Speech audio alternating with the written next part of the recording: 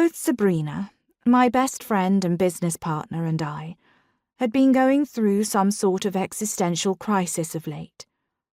We'd set up our private investigations business to help people, but after 7 years of investigating unimportant stuff for dead people, it had lost its shine.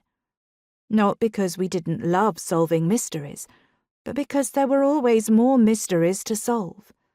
Which sounds like a great problem to have. Really, always more work. But in a place where you never needed money and had nothing but time, more work was just more work. It had started to feel like using a thimble to get water out of a boat so you didn't sink. Except the boat had a hole, and you were in the middle of a storm. Pointless. Just really, really pointless. So now Sabrina and I were keeping up appearances while we worked out what we wanted to do. We spent our days doing magazine quizzes about what our zone of genius was, and our values, and what type of work our personalities were suited to. We kept getting the same results, so we'd take the similar quizzes, changing our answers slightly each time, and yet still get the same results. There was nothing like going round and round in circles to make you feel like you were going round and round in circles. And Oz knew something was up. I knew he knew. I could tell by the way he looked at me. But I also knew he was waiting for me to talk to him about it.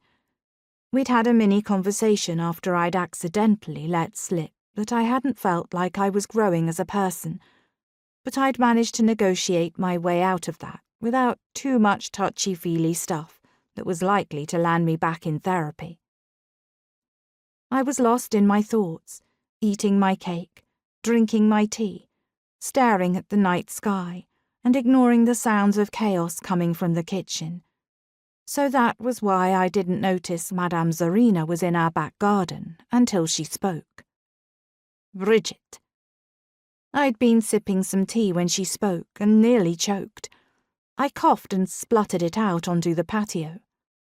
"That's very ladylike," Madame Sabrina commented. "You are always the epitome of class and style." I coughed again and wiped my mouth with the back of my hand because it was all I had. Well, I'm sorry I couldn't be the image of class and style when someone sneaks up on me in the dark whilst I'm eating, I snapped at her. "It's hardly dark." Madame Sabrina gestured to the still light sky. "And I'm not surprised you didn't hear me. The way you were chomping down on that cake.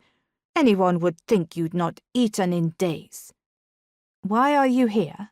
I asked her, not even trying to get up from my deck chair, because there was no way you could do it gracefully.